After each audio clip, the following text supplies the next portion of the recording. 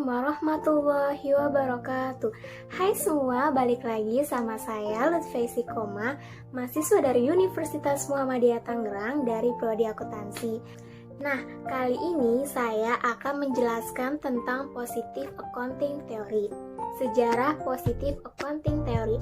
Watts dalam Degan mengatakan bahwa sejarah munculnya Positive Accounting Theory disebabkan oleh perubahan aliran bisnis di AS pada tahun 1950-an dan 1960-an. Pergeseran paradigma dihubungkan dengan perubahan dalam aliran bisnis AS di akhir tahun 50-an dan awal tahun 60-an. Laporan tentang pendidikan bisnis ditetapkan oleh Yayasan Ford and Carnegie Corporation of New York adalah katalis bagi perubahan tersebut. Membuat dan menguji hipotesa dipandang sebagai penting bagi penelitian yang bagus. Selain itu, munculnya Positive Accounting Theory juga disebabkan oleh adanya kemajuan fasilitas dalam menghitung, sehingga memudahkan proses analisa data dalam jumlah besar yang digunakan dalam penelitian Positive Accounting Theory, seperti yang dinyatakan oleh Watts and Zimmerman dalam Degan, bahwa komputer dan basis data mesin yang dapat dibaca atau CRSP dan Compustat menjadi tersedia di tahun 60-an, dan sebagian dalam merespon terhadap biaya yang turun dari pekerjaan empiris, keuangan, dan teori positif ekonomi menjadi tersedia bagi pemakaian penelitian akuntansi. Ini mengarah pada perkembangan penelitian akuntansi positif dan pada penelitian yang terlatih dalam metodologi teori positif. Definisi Positive Accounting Theory. Dalam ilmu ekonomi, ILO 2003 mengatakan bahwa konsep positif digunakan untuk membedakannya dari argumen normatif.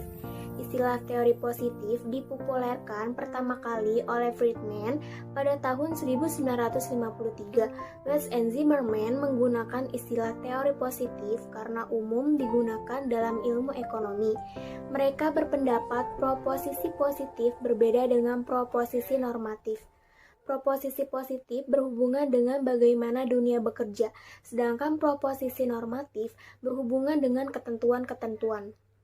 Positive theory merupakan teori yang berusaha untuk menjelaskan dan memprediksikan fenomena tertentu, seperti yang dinyatakan Watts and Zimmerman dalam Scott tentang Positive Accounting Theory, yakni teori akuntansi positif berkaitan dengan prediksi tindakan seperti pilihan kebijakan akuntansi oleh perusahaan dan bagaimana perusahaan akan merespons standar akuntansi baru yang sedang diajukan. Gesekan perspektif dari akuntansi normatif ke akuntansi positif.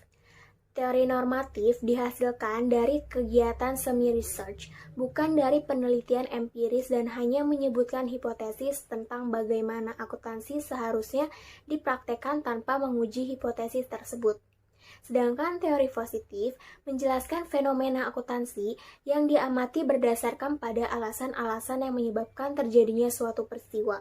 Terdapat 3 alasan mendasar terjadinya pergeseran pendekatan normatif ke positif menurut Watts and Zimmerman 1986, yaitu 1.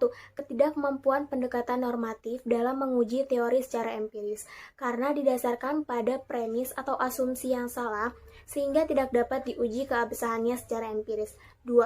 Pendekatan normatif lebih banyak berfokus pada kemakmuran investor secara individual daripada kemakmuran masyarakat luas. 3. Pendekatan normatif tidak mendorong atau memungkinkan terjadinya alokasi sumber daya ekonomi secara optimal di pasar modal. Perkembangan teori akuntansi positif.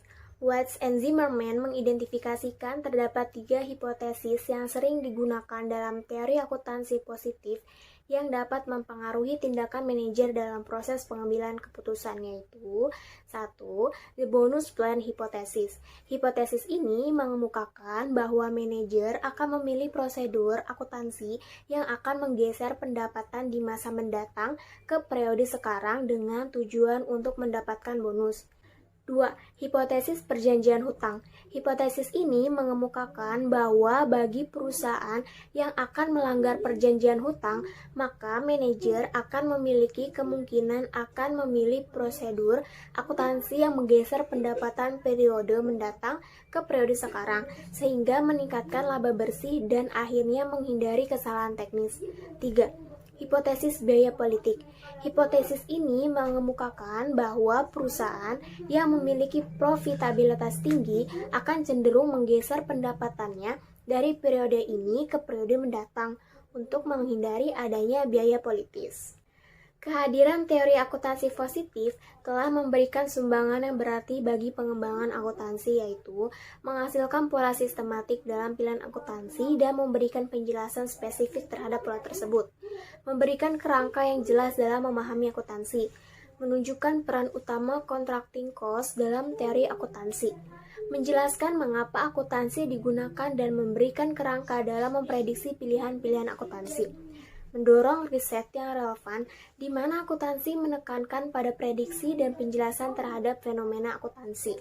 Kritik terhadap teori akuntansi positif merupakan diskursus yang justru dapat memberikan kontribusi keilmuan akuntansi.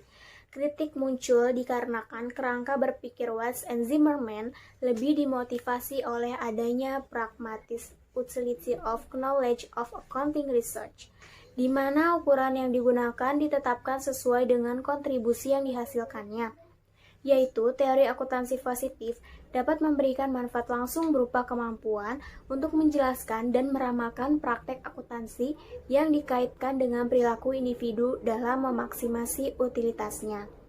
Para kritikus mengharapkan peran lebih yaitu masuk ke dalam keilmuan akuntansi dan tidak hanya pada praktek akuntansi saja. Demikian penjelasan yang saya sampaikan, semoga bermanfaat untuk teman-teman semua. Assalamualaikum warahmatullahi wabarakatuh. Dadah!